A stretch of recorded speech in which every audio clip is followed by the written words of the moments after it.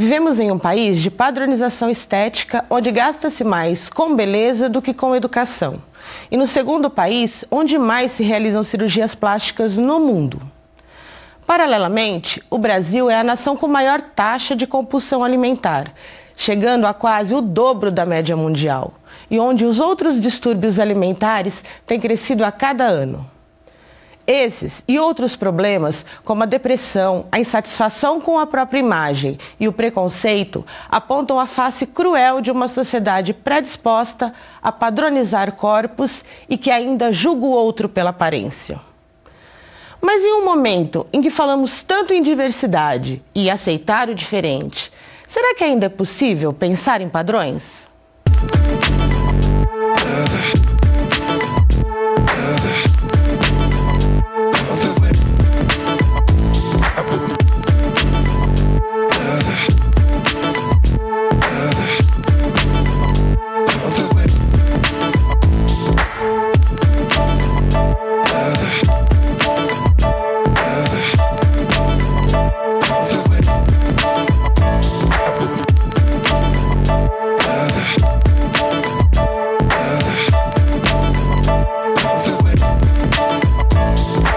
Olá, sejam bem-vindos ao Educando para a Diversidade, um programa que conta com o apoio do convênio Unesp e Santander, em prol da institucionalização de uma política de respeito à diversidade e à cultura de paz.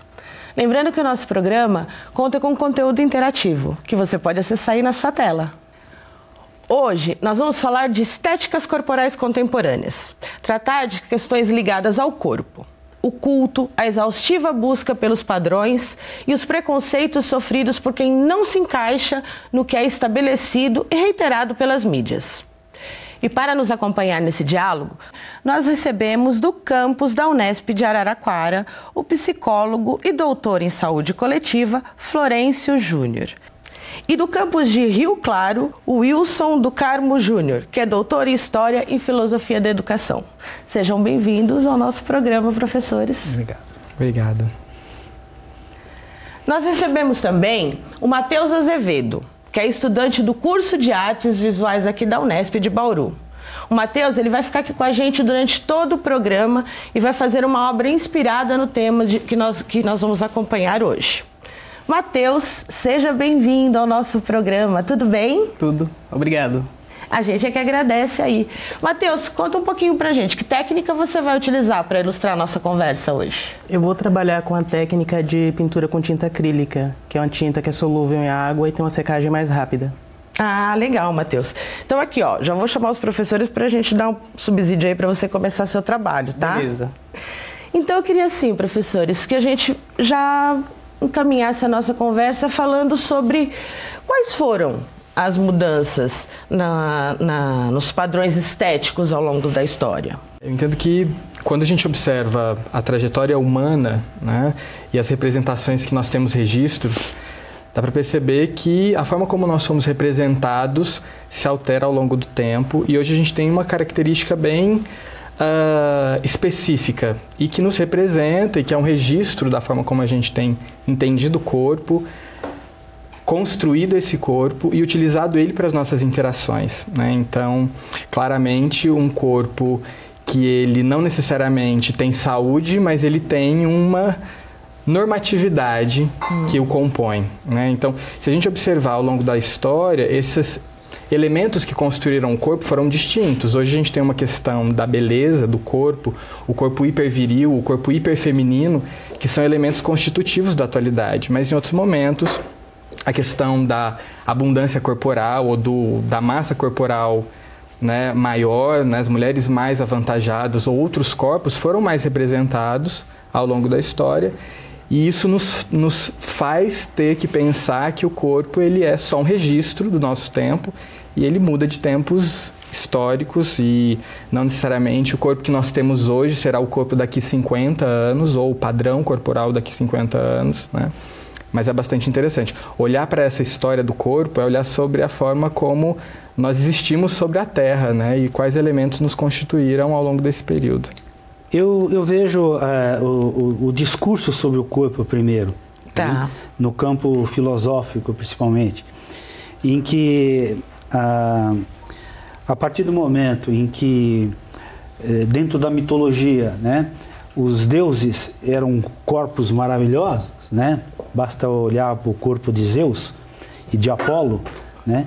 Dentro da perspectiva do corpo bonito, do corpo bem feito, esteticamente falando, e é um corpo que não existe, né? Esse corpo não existe, é mito.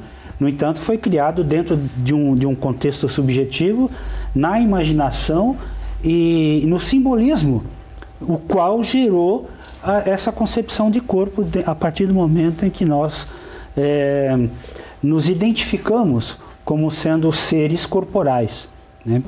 Dentro de um processo, desde a origem dessa concepção de corpo com os gregos, né, até a modernidade, cada sistema metafísico tem na sua linguagem uma percepção de qual é o sentido do corpo. Para que serve o corpo? Qual é a relação que existe entre o corpo e o mundo, o universo, o Deus, o outro? Que dinâmica é possível ajustar para que essas conexões sejam líquidas, né? Ou seja, como entender essa relação do ser humano com o ser corporal? E nós estamos na pós-modernidade e até hoje não entendemos. Pois é, e como é que a gente quer formatar, padronizar isso, né? E, professor, você falou da questão de uma normatização, né? Ou de um padrão de corpo normal. Né? A gente vê que, a partir do século XIX, a gente tem o índice de massa corporal. Né? E aí a gente começa a pensar assim, tem uma relação que começa a preocupar as pessoas, que é a estética e a saúde desse corpo. Mas tem uma hora que elas já não se conversam mais, não é? E aí se começa a se pensar assim, que padrão é esse? Né? Que normalidade é essa? Não é? É interessante considerar que depois, a partir do século XVIII, do século XIX, sobretudo no século XX, né, as ciências biomédicas, elas configuram todo um conjunto de saberes para definir o que é esse corpo e como esse corpo deve ser, né? E as normas científicas sobre o corpo definem os nossos modos de utilizá-lo, de compreendê-lo e de estabelecer as nossas interações de cuidado com esse corpo. Então, nem sempre, e isso com certo, né, grau de certeza, nem sempre saúde, né, é possível de ser percebida pelo corpo, num olhar, né, rápido, né, mas saúde é possivelmente observada nas dinâmicas sociais, nos contextos de vida, nos modos de vida. Então, nem sempre o corpo representa saúde, né? Mas as nossas práticas, os nossos hábitos, as nossas estratégias de interação, isso também é saúde. Mas há uma ideia de que saúde é verificada pelo corpo.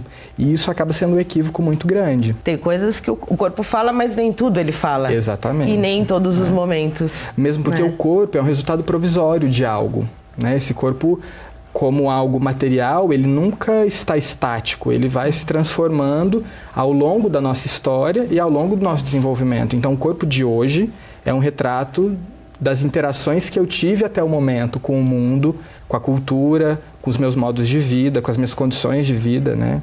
Então, o corpo ele representa o todo, né? E não só o indivíduo. Pois é. E ao longo do tempo, nós fomos estabelecendo diferentes formas de pensar o corpo. Então nós vamos ver agora como nas artes plásticas foram retratadas essas mudanças.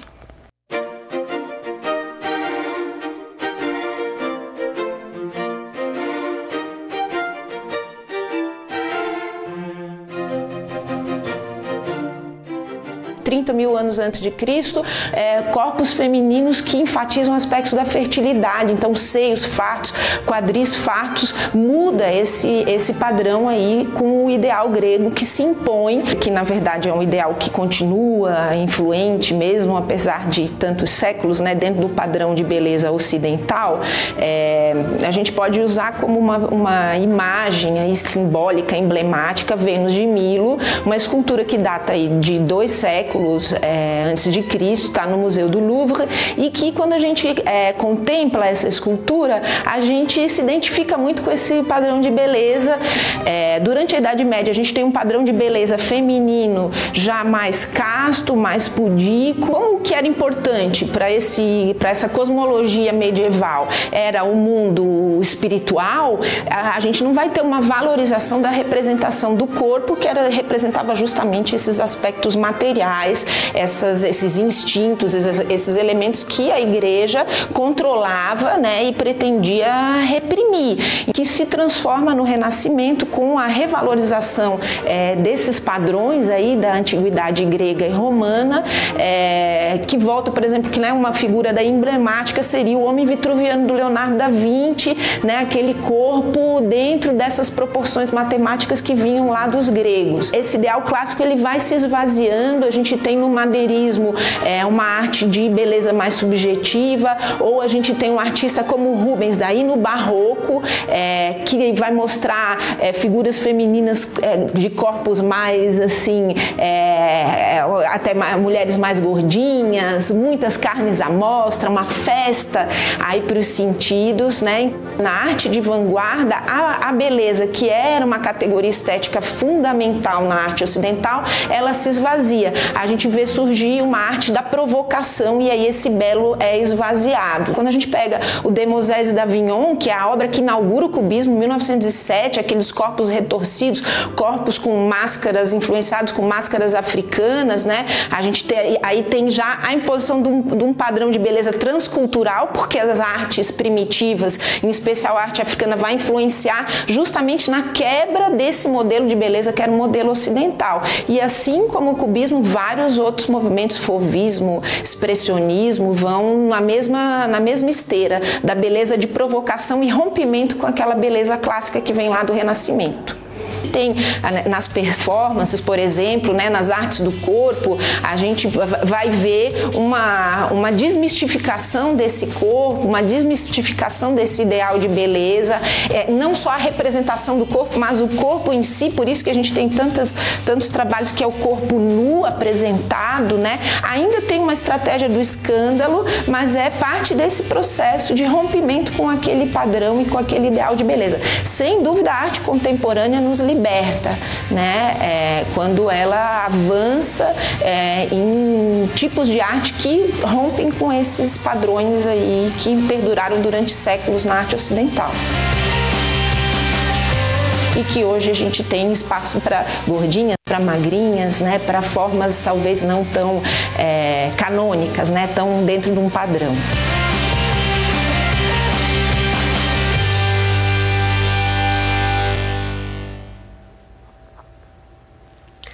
Professores, nós vimos aí no VT que o corpo feminino sempre muito retratado, né? Ou bastante retratado nas artes. A gente pode utilizar isso para fazer a leitura de que por isso a mulher tem uma pressão, sofre muito mais pressão na questão de uma estética corporal? A mulher, do ponto de vista da sua relação com o mundo, é realmente estigmatizada desde os tempos antigos, né? Você pega a deusa Hera, né? Do ponto de vista de como que surge a deusa, é infinitamente inferior a Zeus, né? Apolo. Então a mulher, o corpo feminino, desde os tempos antigos, é um corpo que fica sempre à esquerda, vamos dizer assim, do universo singular, do ponto de vista da sua corporeidade. E ao longo da história, o cenário é o mesmo, né? É aquilo que eu falo. Todas as vezes e todas as referências históricas e filosóficas para conceituar o corpo do ser humano, quem sai na frente é o corpo do homem. Então a mulher realmente ela tem esse estigma. E isso é histórico, filosófico e contemporâneo. Porque a ótica é masculina, né? Sim. Isso provém do fato de que vivemos numa sociedade, a estrutura da nossa sociedade ela é patriarcal, e a referência que nós temos, né, no desenvolvimento da nossa história é de uma origem patriarcal, que colocou a mulher e a condição corporal da mulher como algo sempre disponível. Disponível ao olhar das artes, disponível ao olhar da ciência. Então, o corpo feminino, historicamente, ele foi dissecado por todo mundo, né? Porque ele foi tornado um corpo dócil, a ser estudado, a ser examinado, a ser visto, né? Em parte, isso tem uma relação, obviamente, com uma cultura patriarcal de controle sobre esse corpo, de domínio sobre esse corpo, né? E isso tem uma relação direta com o controle da reprodução, com o controle dos processos de saúde, né? Então, se nós pensarmos na história clássica, né, nas representações clássicas, até a pornografia atual, o corpo feminino é o corpo mais exposto em termos de nudez, né? A referência que as ciências modernas fazem em relação à anatomia, em relação à exposição desse corpo, privilegia muito mais a exposição do corpo feminino do que o corpo masculino, né? Então, é uma discussão que nós temos que tornar contemporânea, inclusive no sentido de questionar, né? Que quem deveria falar do corpo da mulher é sempre a mulher. Sim, né? Por isso que a gente entende que no feminismo o discurso do corpo, né, é sempre tão importante, né? Meu corpo, minhas regras, sou eu quem mando, eu quem faço, eu quem digo como ele deve estar e como ele deve aparecer, né? Inclusive na questão do parto. Inclusive, né, na questão do parto, né? De como ele deve ser, de como deve acontecer ou não, né? A maternidade se deve acontecer ou não. A partir da pílula anticoncepcional, o conceito de corpo feminino mudou a partir da força da mulher. E veja, ela deixou de ser um corpo reprodutivo para ser um corpo cultural. Mas você veja, demorou 2.500 anos para isso acontecer, para ela se libertar desse estigma que é meramente reprodutora. Essa raiz cultural do corpo feminino, da mulher em si, fora do campo biológico, está muito difícil de ser deslocado. Sim, né? Há uma resistência justamente por conta do controle, né? Da necessidade de controlar esse corpo, né? E a gente tem aqui no programa, professores, um espaço para a gente interagir com o público e a gente recebe algumas participações. E no tocante a essa questão de corpo, construção de identidade e como eu quero que olhem para o meu corpo, a gente tem aqui o comentário da Caroline. Ela disse o seguinte: eu tenho descendência oriental e normalmente as pessoas me julgam ser inteligente e culta por isso.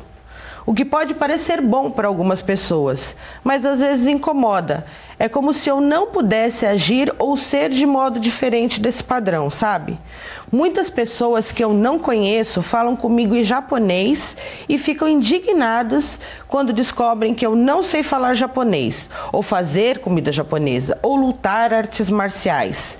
Eu acho que o caminho é buscar quebrar esses estereótipos que muitas vezes são preconceituosos, né? É o tal do engessamento do corpo, o encarceramento do corpo, né? De pensar uma... E é interessante isso, porque esse relato demonstra claramente o quanto o corpo funciona como uma espécie de endereço, né, que nos localiza, ainda que de uma maneira equivocada, né, nessas relações. E, em parte, também são relações de poder, né? Então, o corpo, ele nos localiza dentro dessas condições dos estereótipos, dos preconceitos ou de ideias, né, generalistas sobre a nossa identidade, né? E, sobretudo, num mundo plural, como é o mundo atual, né, esse endereçamento ele se torna cada vez mais equivocado, né, porque nós não nos restringimos ao nosso corpo. As nossas identidades, elas são muito mais do que essa materialidade do corpo, né, mas o corpo ainda é um dado da realidade, né, e é no corpo também que se operam esses poderes todos, né, os poderes de dizer que uma pessoa é algo e não uma outra coisa, né, de dizer que essa pessoa deve pertencer a um grupo e não outro. E isso, infelizmente, ainda é um dado das nossas interações. E a gente sabe que isso é difícil para ela, é difícil para a população negra, é difícil por uma série de coisas, porque a gente tem que lidar com a questão do padrão e esse padrão exclui, né? E a gente sabe... Exclui e condena. Condena, né? Julga, né? Mas nós continuaremos aqui com essa discussão no próximo intervalo e assim como no próximo bloco, na verdade. E assim como a Caroline, você também pode continuar mandando seus comentários, as suas perguntas para interagir com a gente, para provocar um pouco mais o nosso diálogo. Agora a gente vai para um breve intervalo. Na volta a gente vai falar sobre o culto ao corpo e quais algumas de suas consequências. Até já!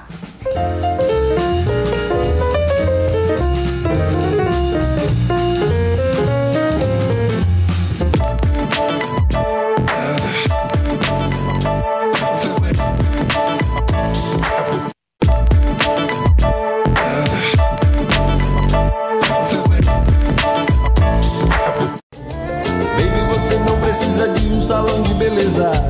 Há menos beleza no salão de beleza. A sua beleza é bem maior do que qualquer beleza de qualquer salão. Mundo velho e decadente, mundo ainda não aprendeu a admirar a beleza. Estamos de volta com Educando para a Diversidade, um programa que é um espaço de discussão sobre inclusão e diversidade, que é fruto do apoio do convênio Unesp e Santander. Hoje o nosso tema é estéticas corporais contemporâneas. Neste segundo bloco, nós vamos falar sobre o culto ao corpo e de algumas de suas consequências. Em nosso perfil, em uma de nossas redes sociais, nós lançamos a seguinte pergunta: você se sente satisfeito com o seu corpo? E a resposta foi: 35% das pessoas disseram que sim, estão satisfeitas. E 65% disseram que não estão satisfeitas. Professores, nós podemos dizer que nessa nossa pesquisa, ela reflete essa nossa realidade de uma manipulação exagerada dos corpos, né? Esse culto ao corpo exacerbado e que a gente vê aí o crescimento de uma indústria estética que gera até algumas violências, não é? Contra os corpos que idealizam um padrão. Sim. Né? E antes de um debate um pouco mais agudo aqui, um esclarecimento sobre o conceito de estética. Estética não é, digamos assim, conceitualmente e filosoficamente, a questão da plástica, a questão do formato. A estética é o sentimento que você tem pelo belo. E o belo, ele é relativo. Fica muito claro a dificuldade que as pessoas têm de observar o que o seu corpo traduz para que ela se sinta bem. E aí a indústria cultural da ginástica, dos medicamentos, a indústria cultural da indústria farmacêutica, a indústria da moda, a indústria dos cosméticos, garantem o controle sobre o que você sente, de ser feio ou bonito, de estar bem ou mal consigo mesmo. Hoje, as práticas culturais definem que nós precisamos corporificar esse belo. Nós precisamos ter esse belo. Plastificar. Exato, né? Assim, torná-lo algo adicionado à nossa experiência humana, à nossa condição corporal, à nossa condição territorial, né? E isso nem sempre é possível, porque o padrão de beleza ou a ideia de belo, ela é arbitrária, ela é transitória, ela muda, né? O corpo, como, né, a gente tem pensado, ele também é transitório, então é impossível aprisionar esse padrão ou fazer com que esse padrão permaneça, dado o fato de que nós somos condições ou fenômenos transitórios. A nossa experiência ela é transitória, seja ela física, né, enquanto algo biológico e material, quanto algo não material, subjetivo, psicológico, né?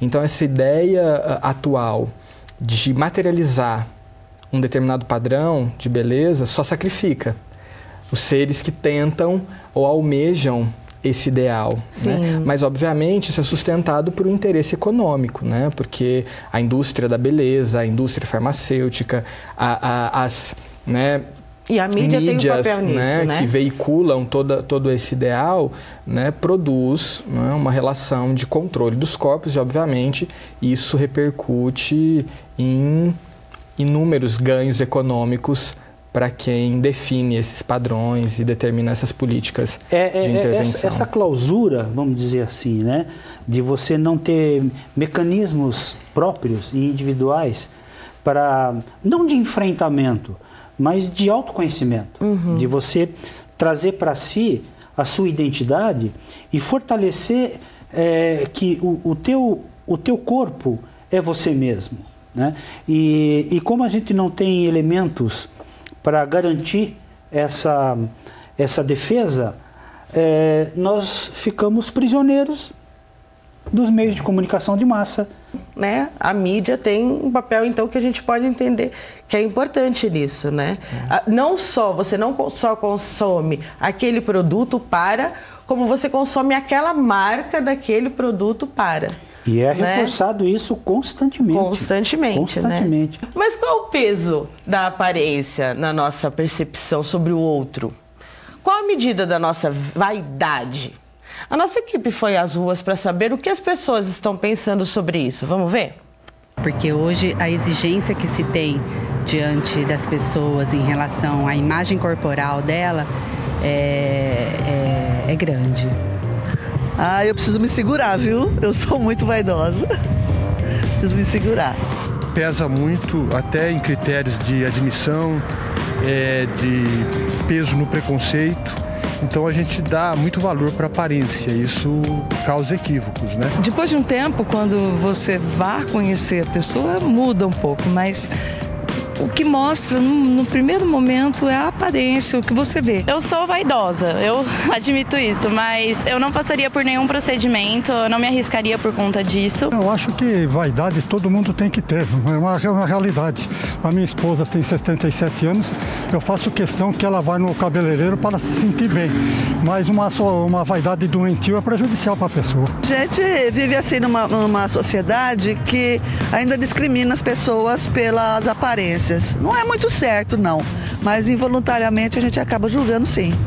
Acredito que a gente precisa se policiar na hora de criar opinião sobre as pessoas em cima da primeira impressão, que é a aparência física. Essa nossa sociedade valoriza a aparência como se fosse uma qualidade. A gente tem que quebrar barreiras ainda para tirar esse biotipo de que cabelo comprido é vagabundo, cara com muita barba é vagabundo, pessoas acima do peso não tem saúde, é feio. Eu acho que a gente tem que quebrar rótulos ainda.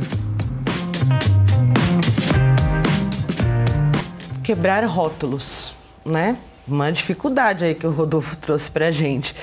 E isso eu acho que traz uma preocupação, né, importante, porque a gente, quando fala em quebrar rótulos, a gente pensa numa insatisfação constante. E aí, professor Florencio, a gente pensa que as pessoas trazem questões emocionais importantíssimas nisso, junto disso, né?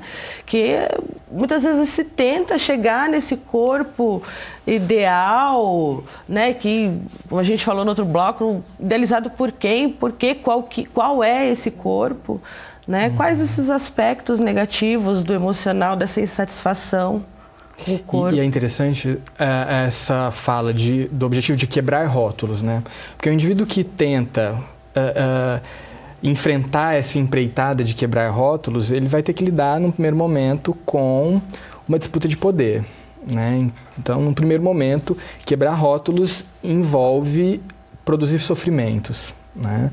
Produzir algum tipo de segregação, porque esse endereçamento, ele muda, né? Então, se o nosso corpo nos endereça e a gente se recusa a aceitar esse endereço que a sociedade nos atribui, e a gente quer buscar definir uma outra posição, afirmar uma identidade a partir daquilo que se é fisicamente ou que se possui fisicamente, né? Vai haver um embate, um embate com a norma, né? Então, quando aquela primeira pesquisa traz a ideia de que 30% das pessoas estão satisfeitas e 60 e poucas insatisfeitas, existe hoje uma ideia de que é possível ficar insatisfeito com o corpo e ir em busca de algo, né? Então, eu fico imaginando, se nós fôssemos ouvir essas 30% de pessoas que estão satisfeitas, né? Como que é a relação delas com afirmar isso, né? Num mundo onde a ideia geral é que sempre tem algo a melhorar, né? Que é possível organizar esse corpo tecnologicamente para ele estar ou ser adequado às nossas expectativas, àquilo que nós buscamos ser. Então, ao mesmo tempo que quebrar o rótulo é uma tarefa difícil, ela é necessária, né? Porque ela amplifica e variabiliza as nossas identidades, né? E por isso temos falado tanto nas questões afirmativas, né? Ou seja, dar visibilidade e protagonismo àquelas pessoas que desejam, né, afirmar essa condição, seja ela corporal, seja ela ideológica, né? Mas apoiar essas pessoas, apoiar esses indivíduos é essencial, inclusive, para tornar a nossa cultura mais variabilizada, mais diversa, né? Mas essa não é uma tarefa fácil. Para o indivíduo não é uma tarefa fácil. Se ele não tiver respaldo da cultura, né, é uma guerra que vai ser, né, lutada sozinha.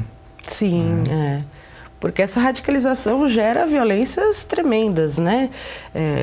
Do olhar, dessa manipulação do corpo, né? Você tem distúrbios alimentares. Sim. E que tem um olhar, tem esse fundo emocional, e aí você tem as questões físicas e uma violência que, né, culmina em morte, né? Em fim de vida, né? E muitas vezes os distúrbios ou os transtornos psicológicos relacionados a essa questão estética estão diretamente relacionados a essa arbitrariedade da regra, de se conquistarmos um determinado padrão, então isso vai ser um resultado de felicidade, né? De bem-estar ou de uma nova posição social, uma nova condição de estar no mundo. E essa lógica, ela nem sempre, ou quase sempre, ela não é verdadeira, né? Na maior parte das vezes ela é falsa, ela é inconsistente, né? Então, ter um corpo fitness é sinônimo de felicidade ou de mudança de posição social, de acessar novas condições de interação, ou de produzir saúde, afetos, né? Ou produzir saúde? Nem sempre. Então, muitas vezes os transtornos psicológicos relacionados a isso são resultado, né, dessa regra inconsistente, de que se manipularmos o nosso corpo, então teremos, né, melhoras nas nossas condições de vida ou nas nossas condições de bem-estar, o que nem sempre é real, né? Nem sempre isso opera dessa maneira. E isso, de fato, adoece, porque o investimento para produzir esse corpo adequado é muito alto, né? E os resultados, ainda que sejam interessantes, são extremamente provisórios. Assim como tento combater a procrastinação para a prática saudável de atividades físicas. O Felipe também deixou sua opinião dizendo assim: hoje, a aparência acaba influenciando muito a relação das pessoas. O que se tem é um padrão de beleza e o perigo está nos métodos a atingir esse determinado padrão imposto pela sociedade. Ser vaidoso e se cuidar também é uma questão de saúde, além de autoestima. São duas questões, assim, que são, né, apontam também as mesmas preocupações que a gente colocou agora, não é mesmo? Que ele não é financeiro, ele não é metodológico. É a busca da compreensão de si próprio. Agora, para isso, esse esforço, ele é menos traumático do que você sair à busca de uma cirurgia, você sair à busca de uma dieta, você sair à busca de alguém que te respeite e de alguém que te aceite. É você próprio que vai ter que resolver esses conflitos. Mas com uma ajuda, né? Uma orientação que de fato seja para além dessas que a gente... Porque também a auto-orientação, né, com a mídia é buscar uma ajuda que de fato traga saúde, que traga, né, um olhar integral sobre o seu corpo, sobre a sua saúde, sobre o seu sentir-se bem, né? E Matheus, vamos ver aí como é que ele está retratando o nosso diálogo. Matheus, você então trabalha com a questão dos corpos, é isso? O que te inspirou para esse tema? Eu tenho muita influência da representação expressionista do corpo, né? Que é uma representação mais distorcida do corpo, como a professora falou, fora dos padrões convencionais, né? Ah, tá. E assim, eu trago a estética do expressionismo, mais tratando de uma questão de identidade, dessa nossa relação do desconforto com o corpo também, né? Trazendo para essa questão do corpo como fator de reconhecimento no mundo. Trato sobre questões de identidade, questões de sexualidade, mas na maioria dos casos eu trabalho com corpos assim não padrões. Certo. Corpos fora do padrão convencional. Sim. Estético, né? a sua importância, né? O que você, a sua subjetividade. Isso. Né? Na leitura e aquilo que você entende. E é uma colaboração, não é? E olha, seu trabalho aí tá ficando interessante, hein? E assim como também fez o Marcos e o Felipe aqui, você também pode mandar a sua colaboração, suas perguntas, seus comentários, para ajudar a gente a fazer do nosso diálogo uma coisa mais rica, com mais informações. E agora a gente vai para mais um intervalo e daqui a pouco a gente volta com mais Educando para a Diversidade. Até já!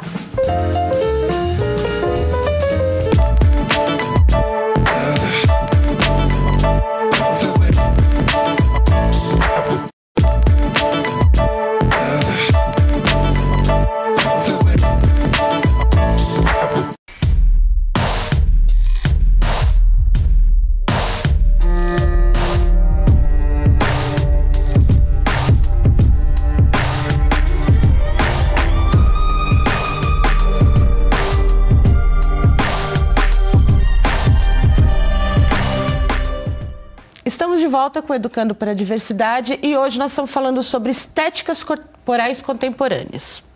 Como vocês viram no VT que iniciou esse bloco, nós vamos tratar do preconceito que alguns grupos sofrem por não atingirem o padrão estético estabelecido.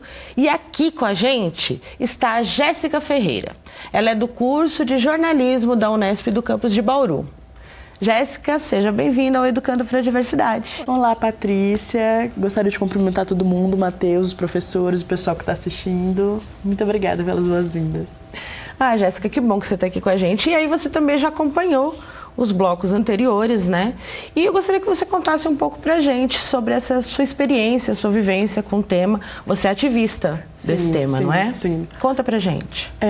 Eu trabalho muito com a questão do body positive, que é um termo em inglês, mas pro português é positividade no corpo, que é pra você gostar do seu corpo independente de como ele seja, independente do formato, do contorno que tem o seu corpo, né? Que o pessoal gosta de chamar de shape.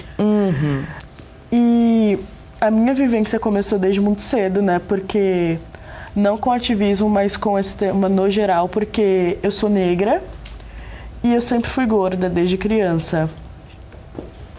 E daí eu nunca encarei como um problema, digamos assim, tanto a questão racial quanto a questão do meu corpo de ser uma mulher gorda.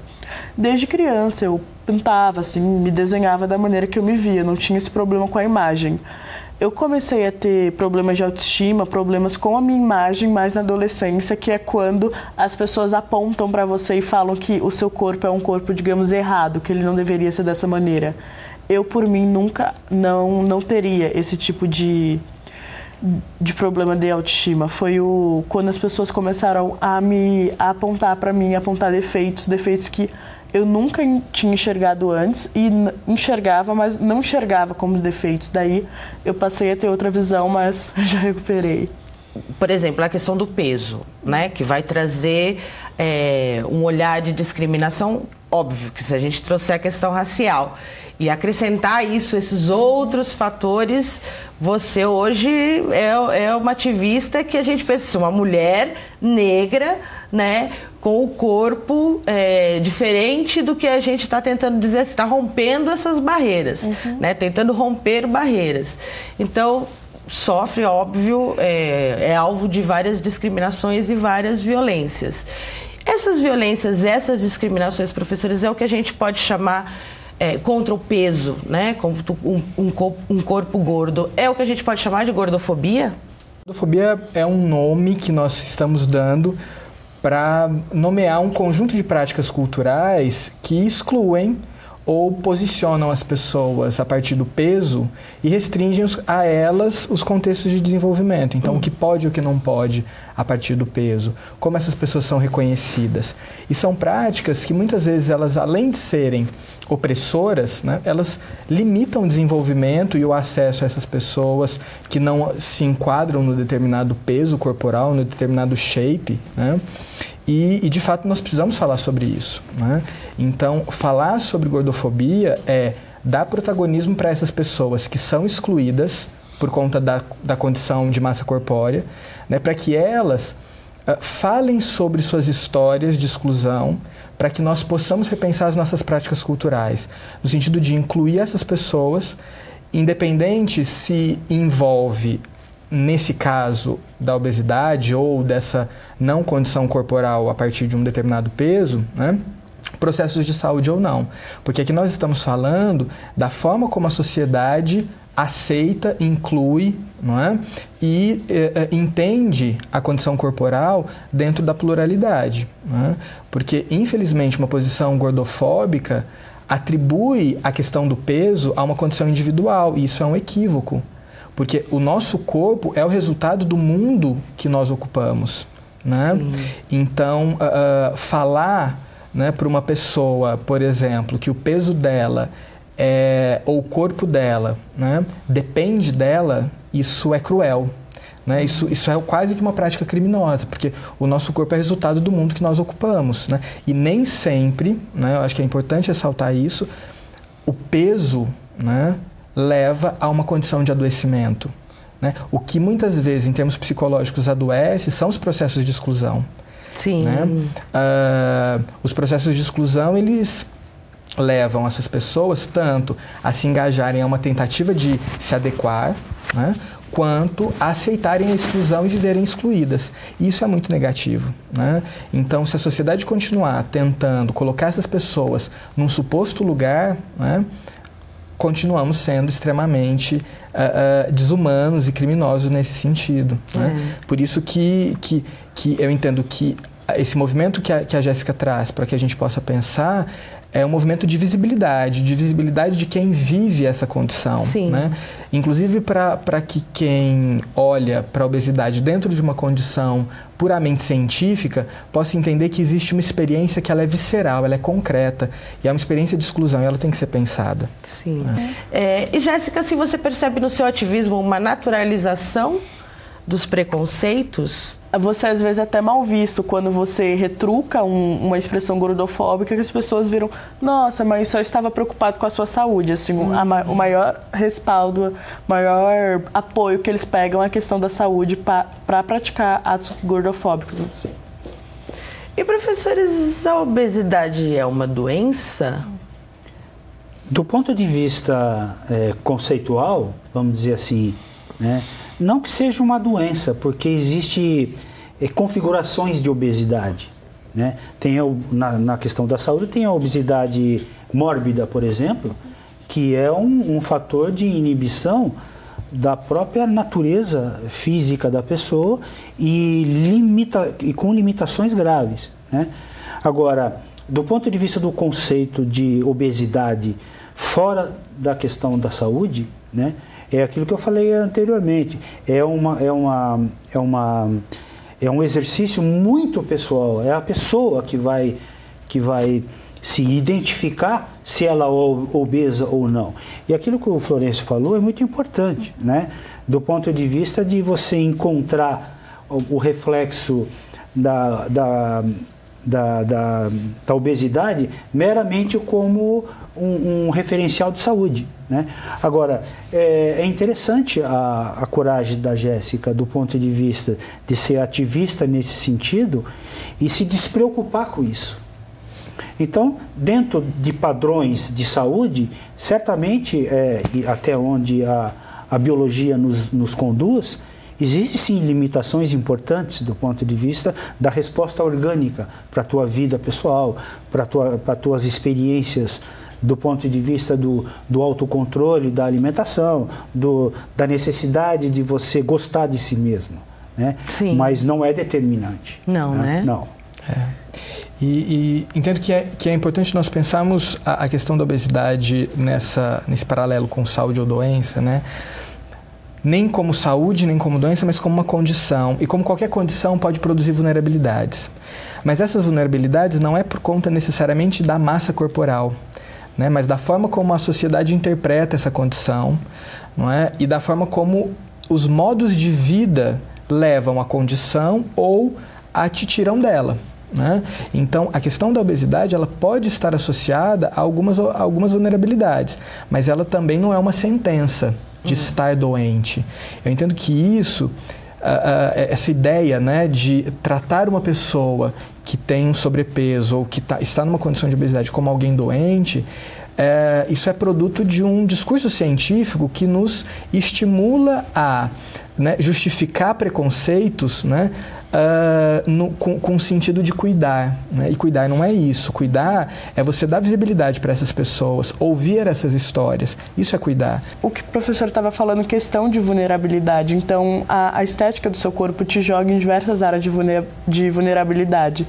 Tanto de convívio social, muitas vezes também de relacionamento amoroso, de relacionamento afetivo, profissional, a dificuldade de arrumar emprego, e aí a gente acaba caindo em outro campo também, que é a fetichização, que também é muito problemático para qualquer cultura de minoritária. Tem a questão da exclusão, mas também tem a questão do fetiche que cria-se em cima dessa cultura, da sexualização.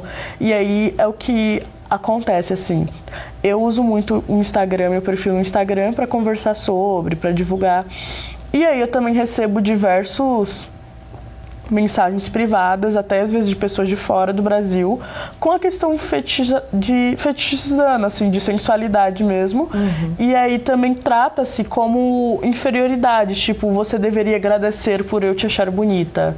E isso acaba jogando também, não é uma culpa, mas acaba fazendo as pessoas, às vezes, até permanecerem ou entrarem em relacionamentos abusivos por ela achar, assim, abraçar essa crença de que eu deveria agradecer por alguém gostar de mim ou por ver sensualidade em mim, porque eu não sou digna, não sou merecedora. E muitas vezes você é tratada dessa maneira dentro de relações. Pois é, né? E assim, a gente com o espaço de interação, a gente tem aqui uma questão da Ana Paula, que assim, traz realmente essa insatisfação, né, do olhar do outro e fala. Ela diz assim, infelizmente a aparência influencia na percepção do outro, né? Por exemplo, a forma de se vestir, dependendo do ambiente, chama bastante atenção. O que eu mudaria em mim é o meu peso. Ela está tentando emagrecer, né? Então mostra que assim, esse olhar, né, do outro é importante, e é isso que você traz como exemplo, né? Dependendo do espaço, do contexto em que a pessoa interage, ela pode estar vulnerável e acabar, né, se relacionando de uma maneira abusiva, de uma maneira complicada, né? Tendo o seu espaço agredido em aqueles problemas emocionais que a gente falou, não é, professor? Exato. Né? Sempre agravado por isso. E agora, trazendo nossa conversa aqui um pouco para dentro da universidade, professor Wilson, assim como a Unesp, no curso de Educação Física, tem trabalhado na formação dos seus alunos esse olhar para o corpo, nessa perspectiva disruptiva que a gente está conversando aqui?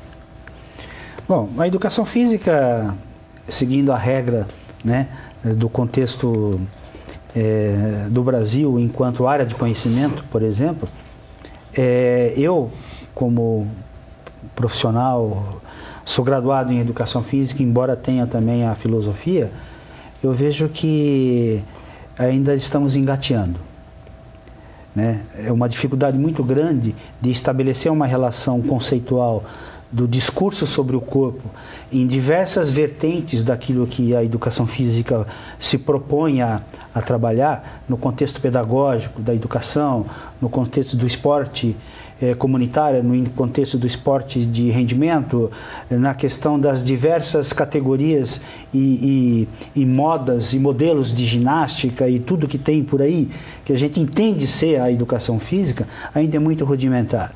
Você pega um aluno ingressante no curso de Educação Física nos dias de hoje, ele ainda vê a escola de Educação Física, a Faculdade de Educação Física, como um grande clube. Né? E quando você atua do ponto de vista de trabalhar conceitos, eles têm uma dificuldade muito grande. A dificuldade maior de associar a teoria com a prática. Porque uma aula de natação dentro da piscina é considerada aula prática. Uma aula de natação na sala de aula é uma aula teórica. Como se essa dicotomia fosse uma coisa absolutamente acentuada, e não é. Ou seja, esse discurso sobre a prática, sobre a atividade física, ele é muito rudimentar ainda.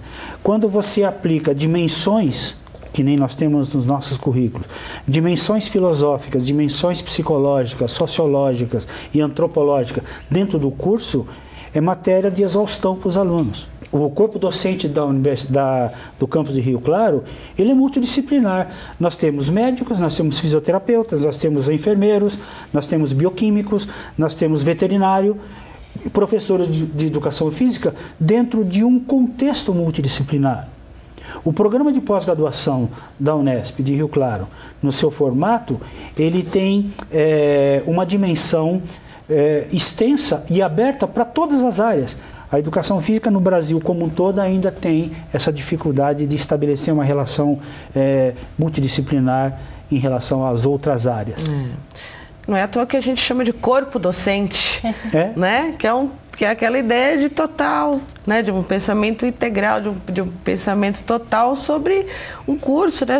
E a importância de formação de corpos e mentes que pensarão sobre outros corpos e outras mentes. E Jéssica, você como aluna da Unesp, o que você espera, né, que para fora do espaço da universidade isso reflita também esse seu trabalho? Porque você fala com pessoas, você disse nas redes sociais, né, em outros espaços. Olha, a gordofobia é uma questão muito complicada porque ela é institucionalizada no meio social, que eu falei, não é crime, então é muito difícil de se repreender.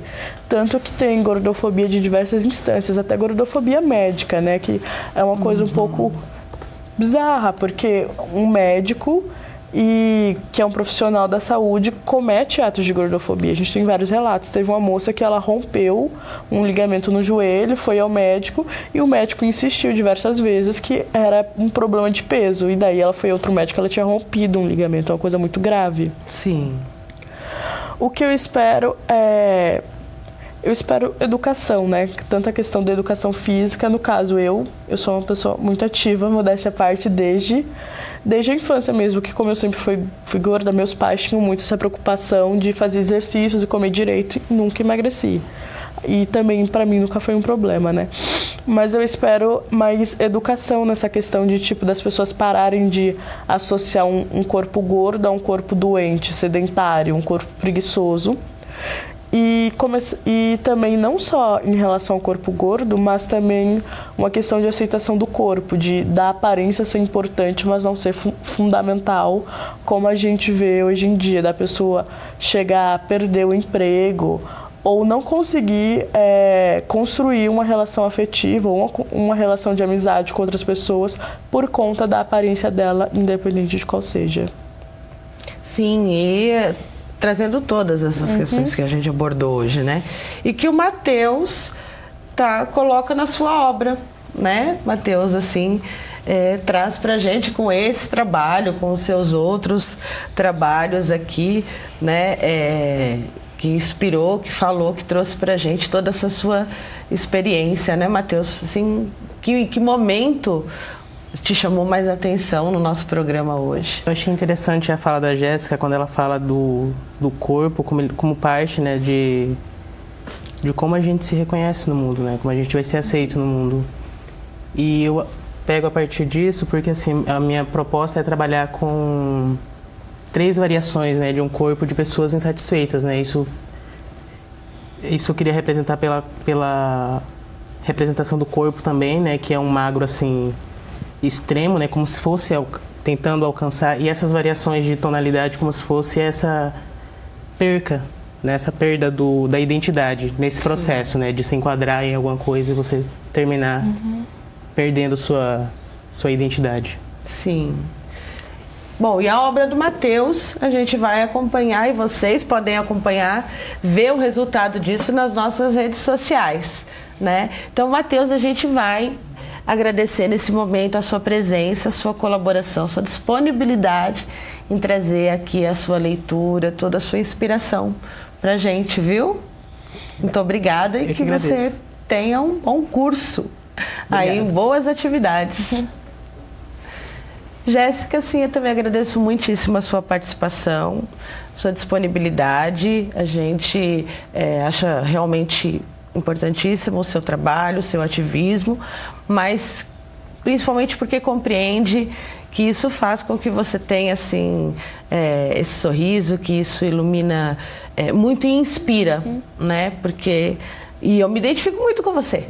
Que ótimo. Né? E acho que, assim, como eu, muitas outras mulheres que compreendem todo esse contexto, né, que você traz pra gente, de compreender o que é esse olhar positivo para o corpo. E nós agradecemos a todos os convidados da nossa temporada, ao público sempre participativo, agradecemos ao curso de Artes Visuais da Unesp, aos professores aqui que participaram hoje. Professor Wilson, muito obrigada. Eu que agradeço e me mantenho à disposição para outros eventos e outras atividades que vocês possam desenvolver. Professor Florencio, muito obrigada. Eu que agradeço, Patrícia. Foi ótimo estar aqui falando com vocês sobre isso. É sempre um prazer participar. Obrigada. E no nosso canal no YouTube você confere todas as edições já exibidas. Se inscreva lá e também confira todo o conteúdo da nossa programação. Eu te espero na próxima temporada do Educando para a Diversidade. Até lá!